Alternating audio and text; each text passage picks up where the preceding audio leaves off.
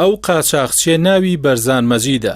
پەیامنێرەکەی BBC دوای گەڕانێکی زۆر لە ئەوروپا و تورکیا بە شوێنیدا سەرنجام لە شاری سلێمانی دەیبینێتەوە.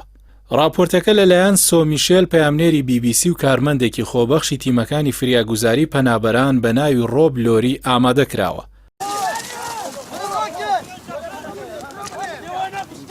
چیرۆکی ئەو ناوە کاتێک بووە کە کچێکی بچووک لە یەکێک لە کەمپەکانی کالەی فەڕەنسا دوای ڕزگاربوونی لە خنکان لە کاتی پەڕینەوە بەرەو بەریتانیا ناوی دەهێنێت. بە تایبەت کە ئەو کچە لەگەڵ 19 کەسی دیکەدا سەر بەلەمێکی کۆنی بێکەڵک کەوتبوون بەبێ ئەوەی تەنانەت هێلەگی مەلەکردنیشیان پێبێت. مارتن کلارک ئەفسەری لێکۆڵەر لە ئاژانسی نەهێشتنی تاوان لە بەریتانیا دەڵێ زۆرینەی پەنابەران ناوی دوو پشک کە ئاماژەیە بۆ کوردێکی عێراقی بە ناوی بەرزان مەجید لە لیستی ناوی مۆبایلەکانیاندا بووە.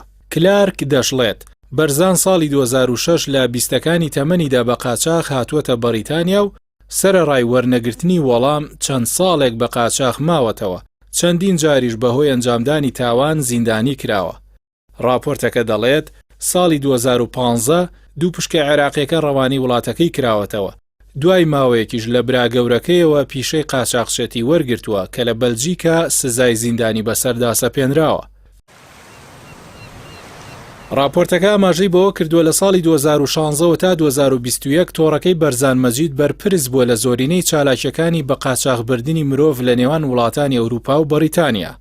لە ئۆپەراسیۆنەکانی پۆلیسی نێودەوڵەتی بۆ سەر تۆڕەکەی ناوبراو لە ماوەی 2 ساڵدا 26 ئەندامی تیمەکان دەستگیر کردووە، بەڵام خۆی تا ئێستا ئازادە.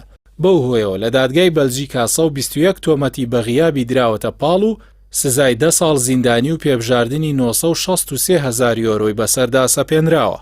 پەیامنێرەکەی BBC دەڵێت لە بەلجیکا لای براکەی پرسیاری بەرزانمان لێ کرد.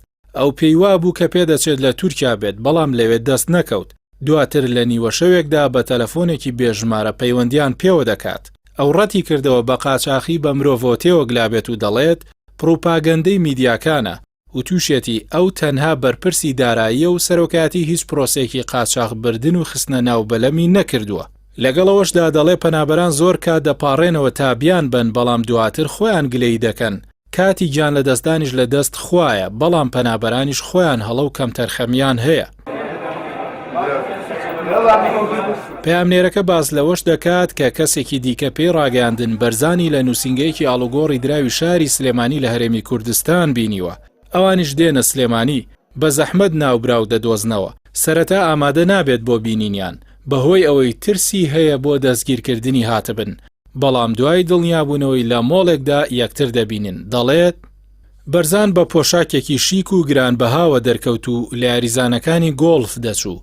سێ پیاویش لەولاوە لە مێزێکی جیاواز دانیشتن کە وەک پاسەوانی دەردەکەوتن. لەو دیدارەدا بەرزان پێداگری دەکات کە ئەو دوورە لەوەی بەڕێوەبەری گروپی تاوانکاری بێت، بەڵکو گروپەکانی دیکە هەوڵ دەدەن ناوی تێوە بگلێنن. دەژڵێت قاچاقچی دیکە پاسپۆرتی بەریتانیان هەیە و ئێستاش لە کارەکەیان بەردەوامن. دواتریش پەیامنێرەکەی BBC دەباتە نووسینگەی دراوەکەی و شوێنی کارەکەی پێنیشان دەدات.